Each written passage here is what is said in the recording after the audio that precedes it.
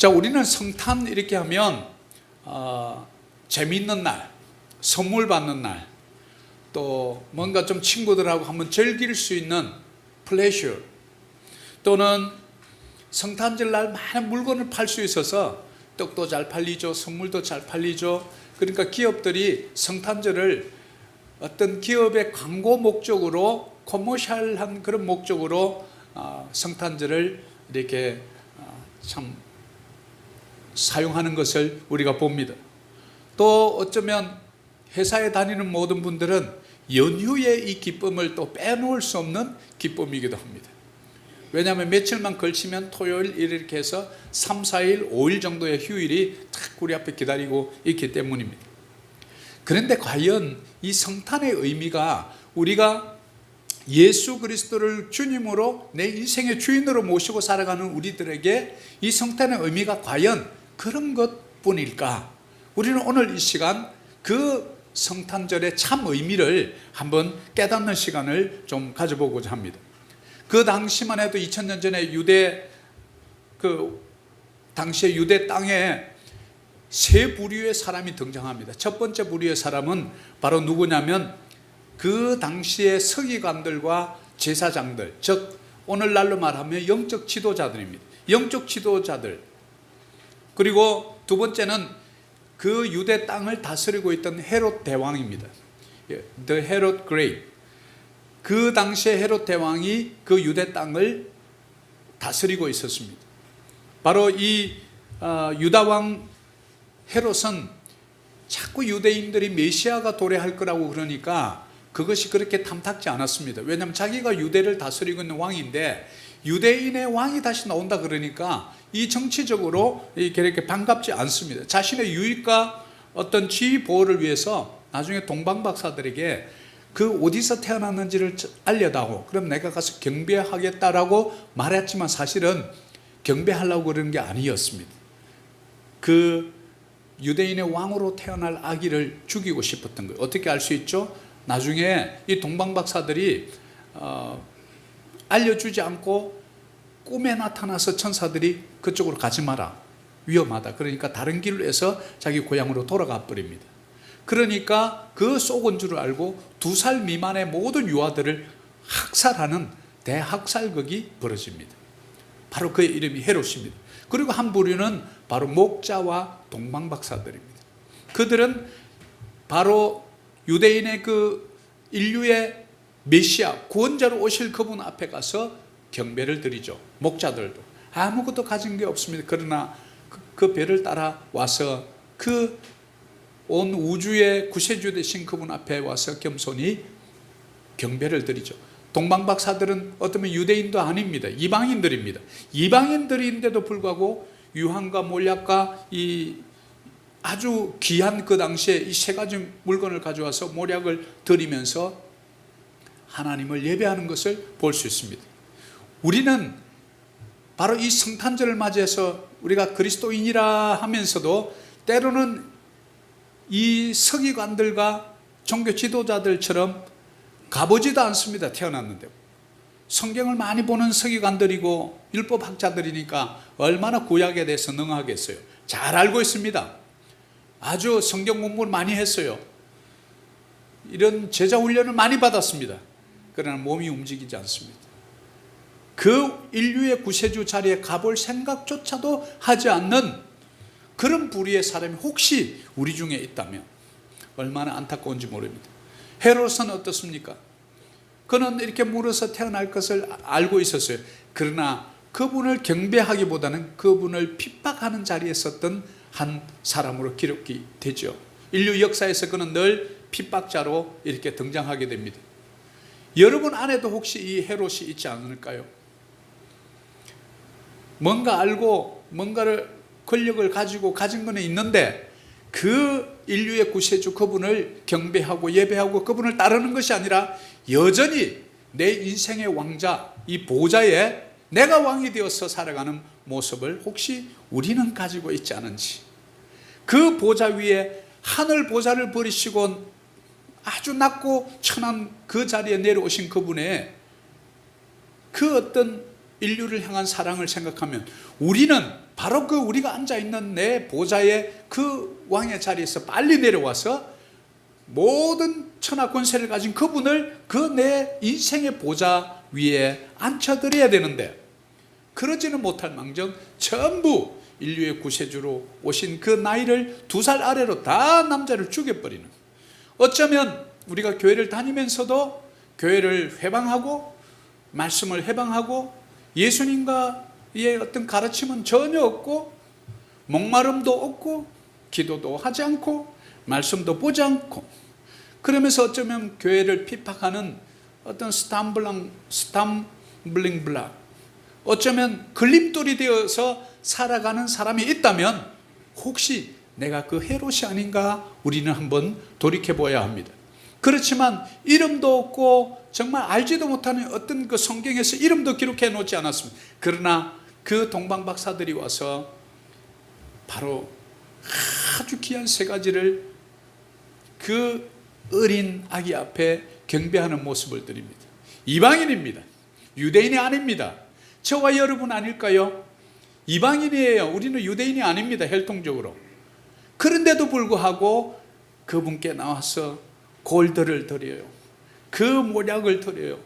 그래서 이 3가지를 가지고 바로 이 헤롯 왕의 이 아주 살육의 대현장을 피하기 위해서 하나님께서 꿈에 나타나서 요셉아 위험하다. 애굽으로 내려가서 잠시 피해 있거라. 그래서 모든 경비를 사용할 수 있도록 이방인의 물질을 가지고 인류의 구세주의 그 여행 경비로 쓰임받을 수 있었다는 것은 우리에게 주는 메시지가 있다고 생각합니다. 여러분의 작은 어떤 헌신을 통해서 어쩌면 이 세상의 희망인 교회를 굳건히 세워나가고, 여러분의 그 물질 가지고 아시안 10개국을 섬기는 그 일에 쓰임받는다면 바로 저와 여러분이 2000년이 지난 이 시대에 바로 동방박사가 아닐까요? 여러분은 어느 부류에 속합니까? 솔직히 가슴에 손을 얹고, 나는 그냥 머릿속에 말씀은 가득 들었는데 율법학자요 서기관들이라 말씀을 줄줄줄 깨어요.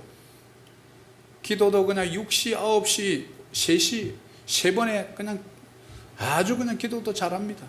11조도 그냥 아주 세상말로 칼같이 합니다. 그런데 예수를 모릅니다. 구원자를 몰라요. 그 탄생 자리에도 가볼 생각도 않고 경배도 하지 못합니다. 헤롯은 어떻습니까? 핍박자입니다. 교회 안에 있으면서도 늘 핍박하는 모습을 보인다면 내 속에 헤롯이 있구나. 그 헤롯은 빨리 끄집어내야 합니다. 그래서 내가 그리스도와 함께 십자가에 못 박혔나니 그런즉 이제는 내가 산 것이 아니요 내 안에 그리스도께서 사신 것이라. 내 안에 그리스도께서 사시게 해야지 내 안에 헤롯께서 사시게 하면 여러분 인생은 망하는 인생이요 살육자의 인생을 살아가는 거예요. 실질적으로 살인은 하지 않겠죠. 말로서 행동으로서 여러분의 직분 가지고 은연히 세상 사람들에게 나 권사야, 나 안수집사야, 나 장로야, 나 목사야 이러면서 은근히 세상 사람들을 아래로 보고 말이죠. 나는 왕이니까 내가 진짜 왕이지. 그런 삶을 살아간다면 얼마나 안타까울지 모릅니다. 그래서 아모스 8장 11절에도 주 여호와의 말씀이니라. 보라 날이 이를지라 내가 기근을 땅에 보내리니 양식이 없어 주림이 아니며 물이 없어 가람이 아니요 여호와의 말씀을 듣지 못한 기갈이라. 그 기갈이 있었던 사람이 누구냐면 바로 하나님을 알지 못했던 헤롯이요 바로 서기관과 율법학자들은 그 마음에 간절한 갈급함이 없었어요. 헝거가 없었어요. thirst 없었어요. 목이 말라야 물을 마시죠. 배가 고파야 음식을 먹을 거 아닙니까? 배가 부르니까 음식을 안 먹습니다. 배가 부르니까 물을 찾을 생각을 안 합니다. 여호와의 말씀을 인한 기갈해라. 이 시대에 우리 속에 말씀이 없으면 여러분 갈급함이 없어져요. 목마른 사슴이 시냇물을 찾는 갈급함이 없어요. 그러니까 어때요? 맨날 맹숭맹숭하게 기도를 해도 맹숭맹숭, 예배를 드려도 그냥 멍하게 이렇게 드리면 참 시간이 아까운 거예요. 여러분 오늘 이 성탄절에 성탄의 참 의미를 오늘 한 3가지로 간단하게 볼 건데, 여러분 이 설교 들으면서 주님 내 마음에도 그 영적 갈급함을 주세요. 이런 마음으로 기도하는 그런 시간 되시기를 축복합니다. 심령이 가난한 자는 복이 있나니, 그 심령이 가난하다는 그 뜻이 바로 하나님을 갈급해하는 거예요. 쉽게 얘기하면 배고파하는 거죠. 배고플 때는요, 하루만 이렇게 금식해도 저 멀리 있는 스타벅스 커피 냄새가 여기까지 나요. 짜장면 집에 있는 그런 근처에 있는 사람들은 참 금식하기 힘들겠어. 짜장면 양념 냄새가 얼마나 멀리까지 오는지 말이죠. 왜요? 배가 고프니까. 우리의 심령이 가라면요, 말씀이 쑥쑥 들어온다고요. 심령이 가라면 그냥 목사는 그냥 대충 말해도 여러분은 아주 그냥 찰떡까지 솔딱 받아 드시는 거예요.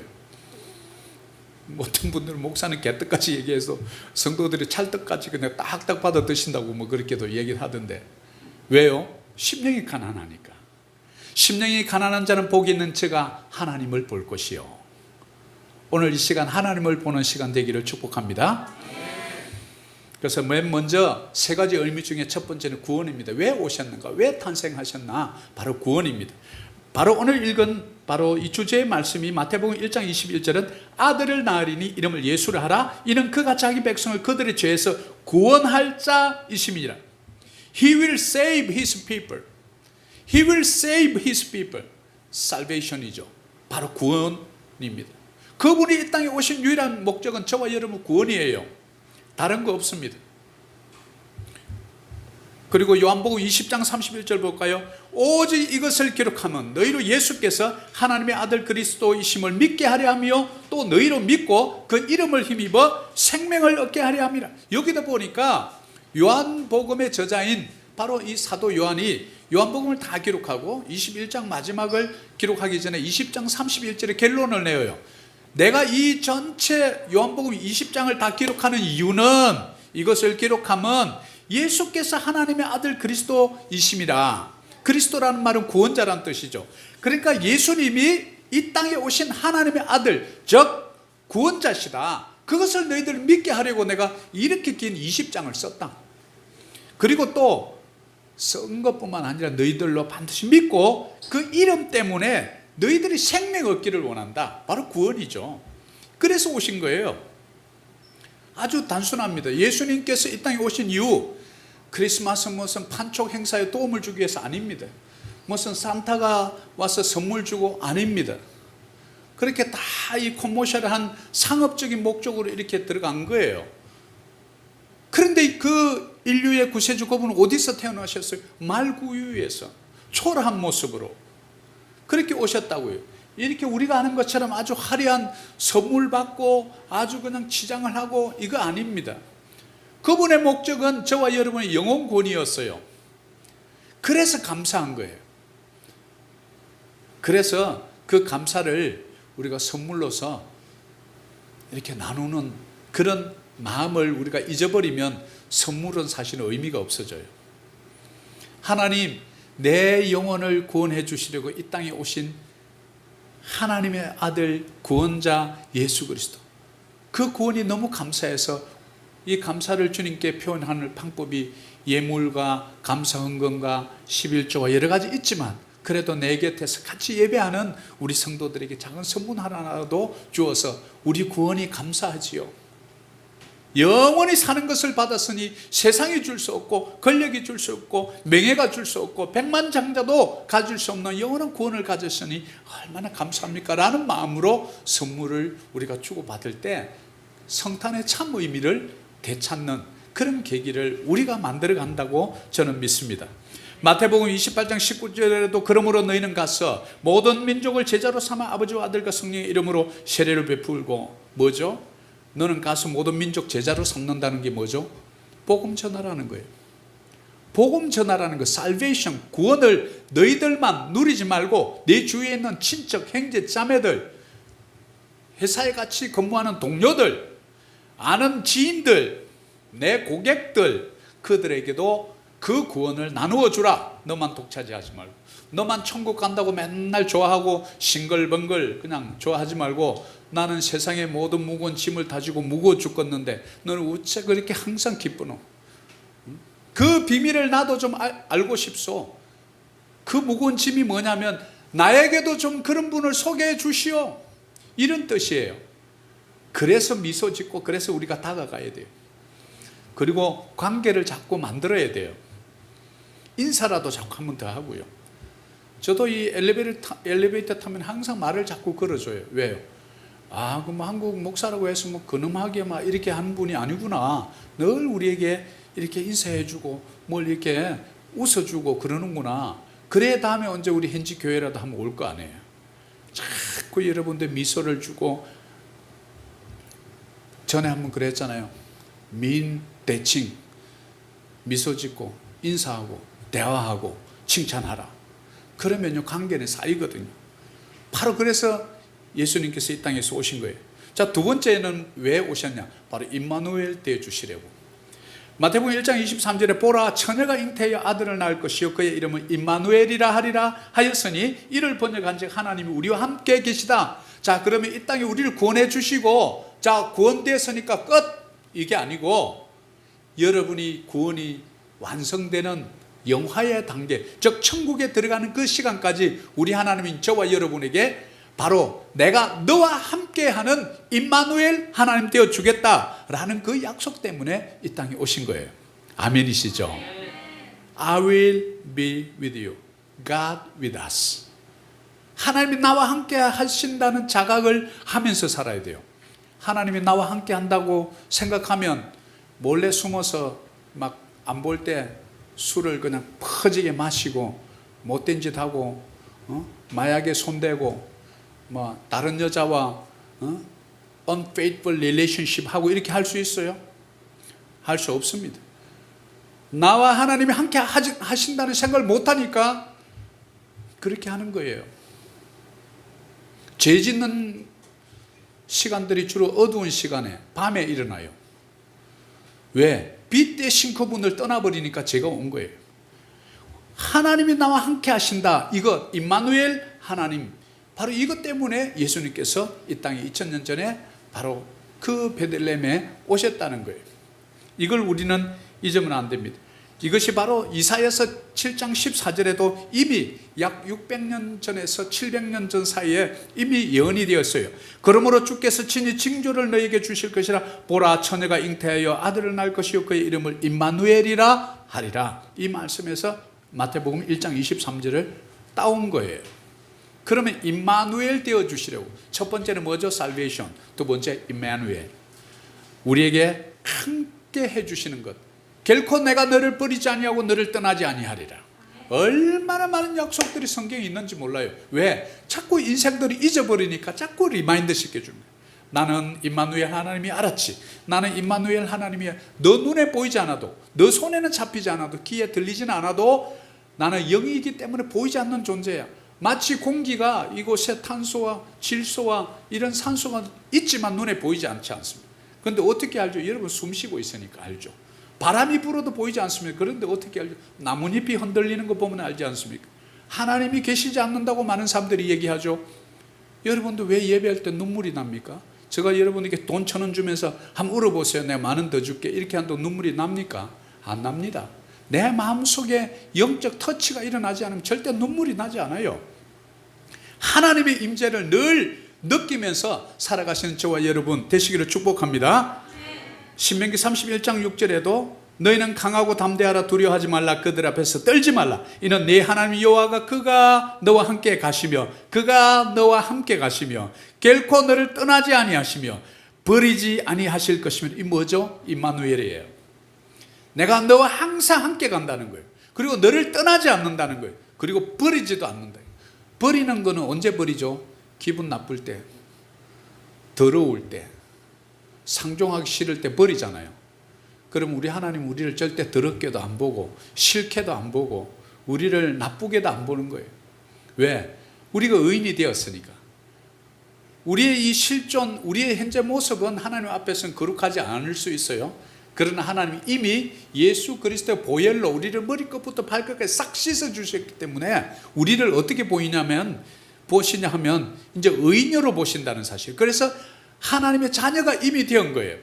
그렇기 때문에 내 자식은, 내 품에 있는 자식은 아무리 미운 짓을 해도, 그렇게 냄새 많이 나는 똥을 싸도 먹지는 못하지만 그래도 그 냄새가 어째 이렇게 향기롭노 이러면서 옆에 있는 분들은 미치겠는데.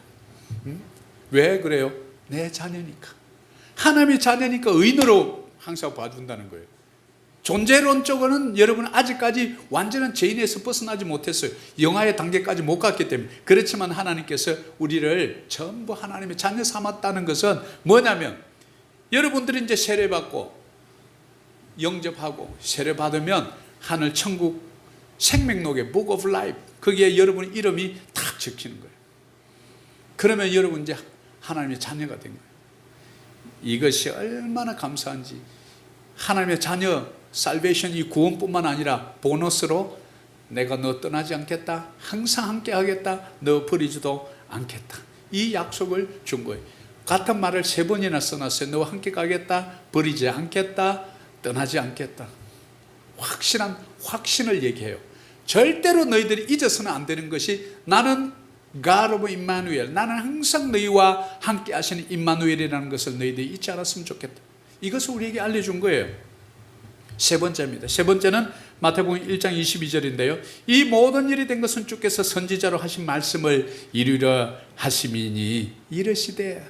자, 예수님은 구약에 많은 39권의 많은 약속들이 있어요. 이 약속들이 메시아가 올 것이야, 그의 이름을 예수라 하라, 그가 자기 백성을 죄에서 구원할 자라, 그는 임마누엘 하나님이 될 것이라, 이렇게 약속을 했는데 신약에서 이것이 이루어지지 않았다면 우리가 믿는 이 기독교는 전부 아주 허울뿐인 종교가 되어버리는 거죠. 지켜지지 않은 약속으로 미제로 남겨버리는 거죠. 그러면 이 복음을 누가 믿겠습니까? 사실이 아닌 것이죠. 기독교 복음은 철저하게 역사적 사실 위에 세워진, 바로 이거는 종교가 아니라 우리의 신앙이고 생명이고 길이고 바로 진리 그 자체인 줄 믿습니다. 그래서 이 모든 것이 된 것은 주께서 선지자로 하신 말씀, 선지서는 전부 대선지서 5권과 소선지서 12권, 17권을 말하는 거예요. 그런데 율법과 선지서 이렇게 하면 바로 모세오경과 전체 구약 39권을 총칭할 때 쓰는 표현이에요. 그래서 이 선지자들이 끊임없이 예언한 그분이 이 땅에 오시는 것은 그 말씀이 응하게 하려 합니다. 말씀을 이루게 하려고. 그래야 성경의 완전한 신뢰를 얻을 수 있기 때문이죠. 마태복음 5장 18절에도 진실로 너희에게 이르는 천지가 없어지기 전에는 율법의 1.1획도 결코 없어지지 아니하고 다 이루리라. The law till all is fulfilled. 다 이루어지지 않으면 뭐죠? 거짓말이죠. 말을 해놓고 약속을 안 지키면 신용이 없는 사람처럼 되죠. 한 번 하고 2번 하고 3번 자꾸 이렇게 거짓말하면 우리는 늑대 소년의 어떤 그 예에서 보듯이 사자가 나타났다 막 이랬는데 가보니까 안 나타나고, 또 엄청난 여우 떼가 나타났다, 이리 떼가 나타났다 했는데 또 안 나타나고, 한 3번 이제 쏟다 보면 나중에 안 가잖아요. 아유, 저 친구 믿을 수가 없어. 말에 책임을 못 져. 바로 그렇듯이 성경은 바로 구약에서 예언했던 그것이 완전하게 이루어지려고 예수님께서 다 그 시간에 맞춰서 하나님의 타이밍에 오신 것이죠. 누가복음 24장 4절에도 또 이르시되 내가 너희와 함께 있을 때에 너희에게 말한 바 모세 율법과 선지자의 글과 시편에 나를 가르치어 기록된 모든 것이 이루어져야 하리라 한 말이 이것이라 하시고, 약속의 성취예요. 첫 번째는 salvation, 두 번째는 임마누엘, 세 번째는 fulfillment. 하나님의 약속의 성취. 그래서 기독교가 어쩌면 다른 타 종교가 볼 때 너무 독선적이지 않느냐, 어떻게 기독교에만 진리가 있다고 그러고, 어떻게 그 예수라는 한 유대 청년이 죽었다가 살아났다고 하는 유일한 종교냐, 이렇게 많은 사람들 묻지만, 실제 당대에 많은 그 유대인 역사학자 조세푸스의 그런 기록에 의하면 이것은 역사적인 사실이에요. 그 바벨론의 역사와 이집트의 역사와 이걸 보면 정확하게 일치한다는 사실을 우리는 조금 더 잊어서는 안 됩니다. 그래서 약속의 말씀은 반드시 이루어져요. 하나님 또 약속하셨죠. 내가 반드시 다시 오리라. I will come back. 이 약속 그럼 이루어질까요? 안 이루어질까요? 성경 39권이 다 이루어졌어요. 그러면 이 땅에 예수님이 오시는 날이 마지막 날이 되는 거예요. 그러면 성경이 분명히 말하잖아요. 어떤 분은 올라가시고 어떤 분은 내려가신다고. 하행 열차가 아니고 그때는 대책이 없는 거예요. 그러니까 그 열차를 타기 전에 미리 결정하셔야 돼요. 이게 구원이에요. 저와 여러분 형제 자매 중에 밑으로 타고 내려가실 분들 좀 있죠. 기도가 안 나와서는 안 돼요. 여러분 울어야 돼요. 그래서 예수님이 오셨거든요. 그래서 그분이 십자가에 못 박히셨거든요. 여러분이 박혀야 될 자리를 그분이 박혀주셨거든요. 뭐 하라고요? 그런 사람 안 나오게 하라고. 지옥 가는 인생 나오지 말게 하라고. 내 가족 중에 이렇게 보면 그냥 눈으로 그냥 육신의 눈으로 보지 마세요. 영적인 눈으로 봐보세요. 하나님의 사람인가 세상의 사람인가, 영의 사람인가 육의 사람인가, 천국의 생명의 사람인가 사망의 사람인가. 그렇게 보면 여러분 무서워요. 그래서 우리가 이 참 교회도 작고 인원도 몇 명 안 되지만 큰 비전을 우리가 선포한 겁니다. 기도원의 300용사 함부로 되는 거 아닙니다. 훈련을 거치고 뽑아낼 사람도 뽑아내요. 3번이나 뽑아내서 출연해요. 32,000명에서요 뽑아내고요. 또 뽑아내고 뽑아내서 300명 남겼다고요. 우리가 영적으로 깨어 있어야 돼요. 말씀으로 깨어 있고 기도로 깨어 있고 내 가정에 있는 형제 자매들부터 먼저 구원하지 않으면 여러분 하나님 앞에 가서 어떻게 미안해서 너 뭐 하다가 왔냐 이렇게 하면 뭐라고 대답할 거예요? 너 남편 어디 갔냐? 너 아내 어디 갔어? 너 자녀들 어디 갔냐? 야, 이거 얼마나. 예수님 왜 오셨어요? 바로 그런 상황을 막아주기 위해서 우리에게 그 키를 주고 간 거예요. 구원의 열쇠예요.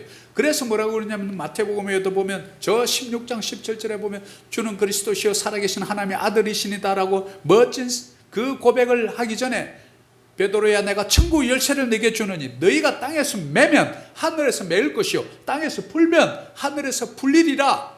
그 열쇠가 뭡니까? 생명의 열쇠예요. 여러분에게 생명의 열쇠가 주어졌다고요. 한 영혼에게 복음을 전하면 바로 생명의 문을 열어준 거예요. 키를 가지고만 있으면 절대 열지 않으면 그 사람은 이제 사망의 길로 가는 거죠. 누가복음 24장 47절에도 그의 이름으로 제3을 받게 하는 회개가 예루살렘에서 시작하여 모든 족속에게 전파될 것이 기록됐으니 너희는 이 모든 일의 증인이라. 우리가 살베이션 구원해 주시려고 임마누엘 함께 해 주시려고. 세 번째 조금 전에 했던 거 뭐죠? 모든 약속의 말씀이 예언이 성취가 됐는데 이제 마지막으로 우리에게 사명을 준 게 뭐냐면 우리에게 숙제를 줬는데 이제는 이 예수 그리스도 이름으로 제삼 받는 회개가 예루살렘 그 유대에서 시작돼서 모든 족속에게 바로 저와 여러분이죠. 이 땅의 필리핀 사람들이죠. 아시안 10개국의 사람들이 무슬림, 불교권, 공산주의권 이곳에 우리가 들어가서 복음 전하는 일에 너희가 이 모든 일의 증인이라. 여러분이 증인인 줄 믿습니다.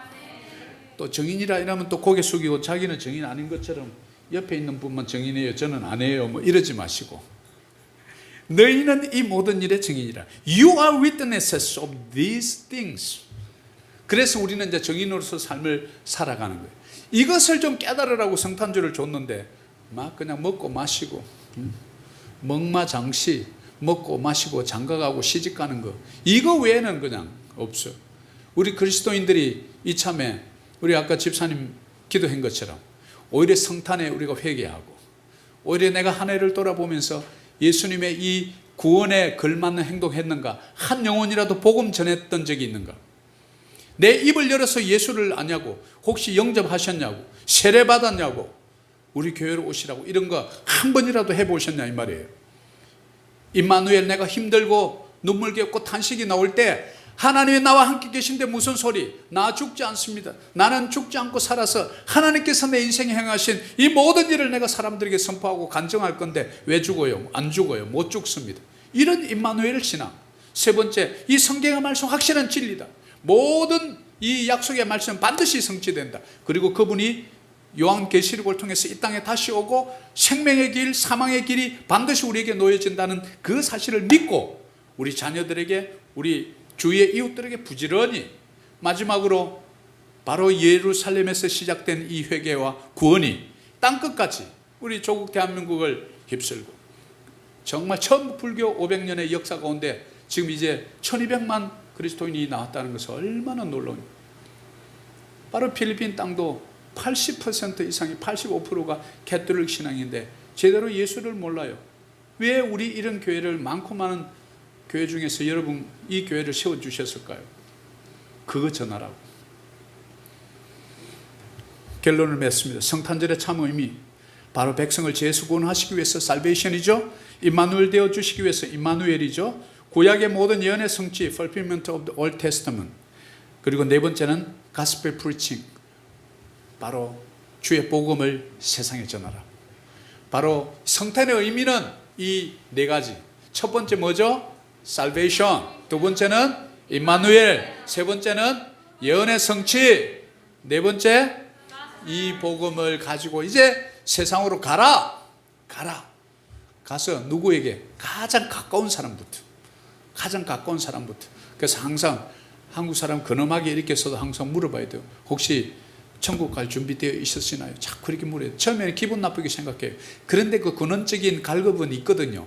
그런 얘기를 해주면 처음에는 싫다가도 나중에 집에 가서 여러 번 생각해 보다가 한 두 번만 내한테 더 권해주면 나 또 그냥 못 이기는 척하고 따라갈 텐데, 이 양반이 한 번 얘기하고 다시는 또 말도 안 꺼내네. 섭섭한 거예요, 그게 오히려. 예?